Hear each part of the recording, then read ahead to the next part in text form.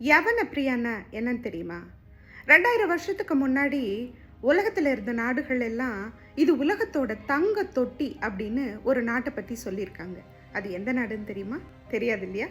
வரலாறு முக்கியம் அமைச்சரே.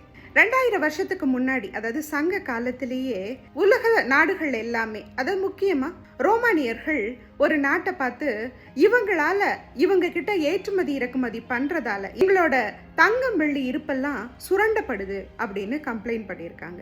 இவங்க கிட்ட இறக்குமதி பண்றதால நாங்க தென்னாப்பிரிக்காவில் போர் பண்ணி கொண்டு வர்ற தங்கம் வெள்ளி எல்லாம் இவங்க கிட்ட இழந்துட்டு நாங்க நிக்கிறோம், இவங்க நாட்டில் வாணிபம் பண்றதுனால அப்படின்னு போர்ச்சுகீசியர்கள் ஒரு நாட்டை பத்தி கம்ப்ளைண்ட் பண்ணியிருக்காங்க.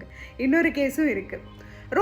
நீரோ மன்னனுக்கு அப்புறம் ஆண்ட வெஸ்பாசியன் ஒரு ரகசிய சட்டம் கொண்டு வந்திருக்காரு. அதாவது என்னன்னா, உயர்மட்ட பிரபுக்களோட மனைவிகள் ரொம்ப இந்த மசாலா பொருளை யூஸ் பண்றாங்க, அதனால நம்மளோட சொத்தெல்லாம் போகுதுப்பா, கொஞ்சம் பார்த்து யூஸ் பண்ண சொல்லுங்கப்பா அப்படின்னு ரகசிய சட்டமே கொண்டு வந்திருக்காரு. இந்த குறிப்பிட்ட நாட்டிலேருந்து வர்ற மசாலா பொருட்களுக்கு கொஞ்ச காலம் தடை விதிச்சிருக்காரு. அதாவது அதிக அளவில் இறக்குமதி பண்ண தடை விதிச்சிருக்காரு. இதெல்லாம் எந்த நாடுன்னு பாக்குறீங்களா? அஃப்கோர்ஸ் நம்ம நாடு தான். எஸ், இந்தியா தான். உலகத்தோட தங்க தொட்டின்னு 2000 வருஷத்துக்கு முன்னாடியே புகழப்பட்ட ஒரு நாடு இந்தியா. அப்படி நம்ம நாட்டிலேருந்து என்ன மசாலா பொருள், என்ன பொருட்கள் ஏற்றுமதி பண்ணாங்க அப்படின்னு யோசிக்கிறீங்களா?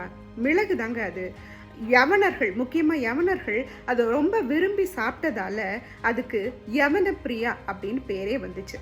ஆங்கிலேயர்கள் நம் நாட்டுக்கு வாணிபம் பண்ண வந்தாங்க இல்லையா, அப்போ பிரிட்டிஷ் நாடாளுமன்றத்தில் ஒரு கேள்வி எழுப்பியிருக்காங்க. ஏன் நம்ம அதிகாரிகள் அங்கே போய் அவங்களோட பொருட்களை இங்கே ஏற்றுமதி பண்ணுறீங்க, நம்ம பொருட்களை இந்தியர்கள் வாங்க நீங்கள் ஊக்குவிக்க கூடாதா அப்படின்னு சொல்லியிருக்காங்க. ஏன்னா நம்ம பொருட்களுக்கு உலகம் முழுக்க அவ்வளவு மவுசு இருந்திருக்கு, வாணிபம் அவ்வளவு சிறப்பாக இருந்திருக்கு. நாம் அப்பவே அப்படி சங்க காலத்தில் இருந்த வாணிகம் பற்றி எப்படி நமக்கு தெரிய வருதுன்னு பார்த்தா, பட்டினப்பாலை பாடல் அதை பற்றி நமக்கு சொல்லுது. நீரின் வந்த நிமிர்பரி புறவியும், காலின் வந்த கருங்கரி மூடையும், வடமலை பிறந்த மணியும் பொன்னும், குடமலை பிறந்த ஆரமும் அகிலும், தென்கடல் முத்தும் குணக்கடல் துகிலும் அப்படின்னு இந்த பாடல். அதாவது நீரின் வந்த நிமிர்பரி புறவினா புறவிகள், குதிரைகள் நமக்கு அரபு நாடுகள்லேருந்து கப்பல் வழியாக தான் வந்தது.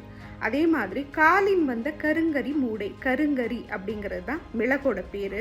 காலின் வந்த அப்படிங்கிறது மேப்பில் நீங்கள் பார்த்தீங்கன்னா கீழ்ப்பகுதியில் தான் சேரநாடு இருக்கும். மிளகு விளைச்சல் அதிகமாக இருக்க இடம் சேரநாடு தான். சேரநாட்டிலேருந்து வந்த கருங்கரி மூடை, அதுதான் காலின் வந்த கருங்கரி மூடையும் அப்படின்னு இந்த ஏற்றுமதி இறக்குமதி காட்சியை பூம்புகாரில் எப்படி நடந்ததுன்னு நமக்கு விவரிக்குது பட்டினப்பாலை செய்யுள்.